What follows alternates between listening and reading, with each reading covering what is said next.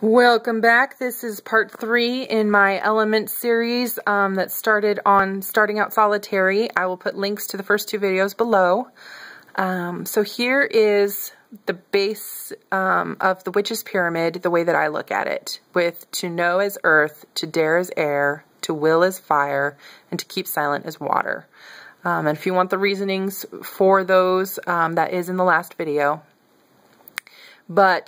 So this is your foundation. It's also called the 4 pillars in many different books and resources.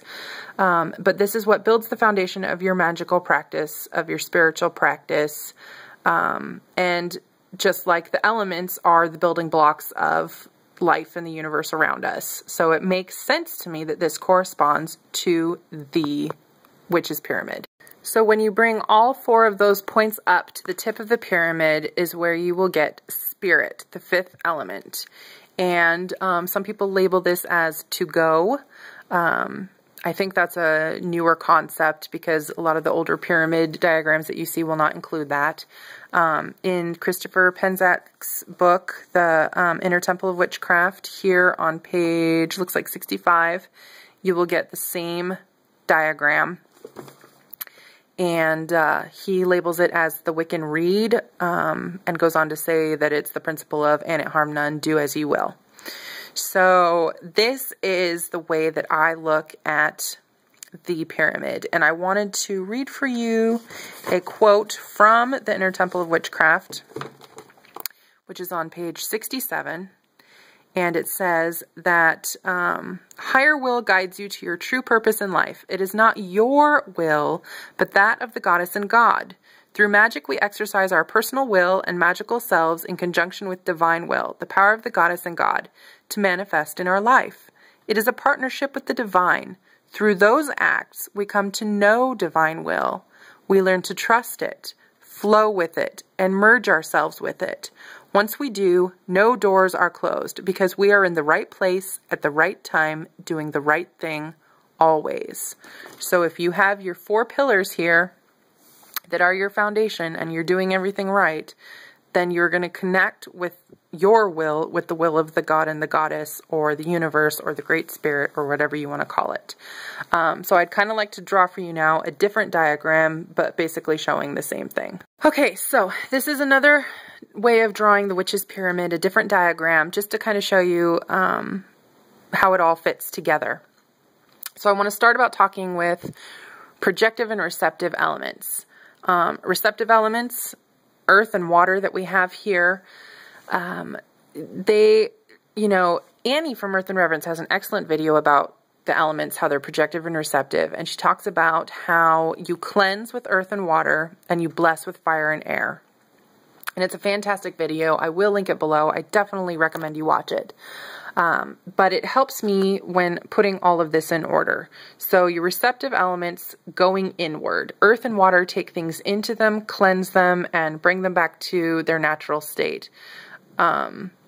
So it's all about going inward. Projective is putting things outward, pushing them into the universe, into, so that they go out, your magic goes out into the world and manifests what you want, creates change. It's putting things out there. So fire and air put things out there. So when you go back to this diagram, think about projective and receptive. Here we have earth, to know. And in the previous video, I said earth was knowing. It's all the things you already have. It's your knowledge that you already own. So know thyself. All the things you know about yourself, the things that you believe about yourself and your practice and your intention. You know what you want. That is where you start when you're doing your spirituality, when you're doing your magic. You start with your intention. And you also start with grounding and centering. So earth is to know. It's the base of my pyramid. Air, to dare. Now, dare to me, it's an action word. It's a call to action when you dare to do something. That is projective. That's why I chose air. It's your ideas and your thoughts, but it's also where you decide, is this wise? Because air has to do with your wisdom. So yes, your thoughts are internal, but your thoughts have power, and that power is projected. So air and to dare to me fit very well. So that's the next step in the pyramid. It's also the next step in your magic and your spiritual practice. You know, is this wise? Fire, to will. Like I said, this is the one that is the same in every single pyramid that I have seen. It's your drive and your passion to manifest. It's the control over your actions. This is another projective thing.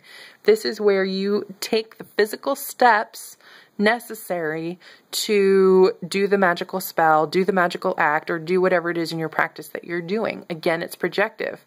Will is it's another call to action. It's a very action verb. When you will something. So then we move on to water, and I don't know about you, but the last thing I do in any ritual, any spell, is I sit and I meditate on what it is I'm doing. I think about it before I finish up. So water, to keep silent, introspection. Again, water is receptive. So this is where I sit and I take these things in and I look into me and I pull out my own personal power and I think about the things that I'm doing and really focus and concentrate on them. And I quiet my mind and get rid of all of the other thoughts and just focus on the one thing that I'm trying to do.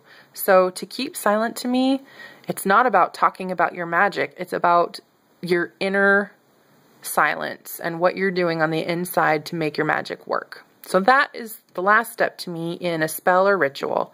So this pyramid takes you through kind of my thought process as I am doing my magical workings. And then at the top is spirit. And I read that quote to you from the Christopher Penczak book.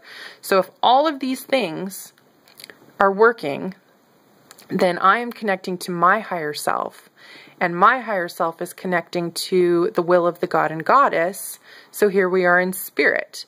And then these little lines are supposed to represent, you know, my magic going out into the world to manifest, because everything here is working together, flowing, and up, out into the universe. So, that is... Fiend!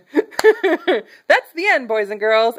One thing I forgot to add, which I'm sticking on the end here, is out of this book, Solitary Witch by Silver Ravenwolf, there is one thing that I did like, and like I said, I don't want to badmouth this book because there are things in here that I do use and do enjoy. So one of those things is, this is her diagram of the witch's pyramid. Now, even though she uses different elements with different principles than I do, there is something that she does that I like. And in here on the witch's pyramid, it says, if we trace the pentacle with our finger, beginning at to know, moving up to dare, over to will, down to be silent, and then up again to spirit, and then we finish by moving it down to know. So now we've made the pentacle, and we've worked through the four corners before moving up to spirit. And then here comes the part that I like. Coming back down again at to know, we have the occult maxim, as above, so below. Not only must you begin by studying and believing you can do anything, you must end that way as well. Faith followed by magic, followed by faith. And I thought that was a really nice way of putting it, and just yet another way of looking at it. So I did want to tack that on there because I thought that was very well written. Anyway, I hope you enjoyed it. Please, please, please leave comments, leave your thoughts and suggestions. And, you know, if you have a different opinion, I would love to hear it.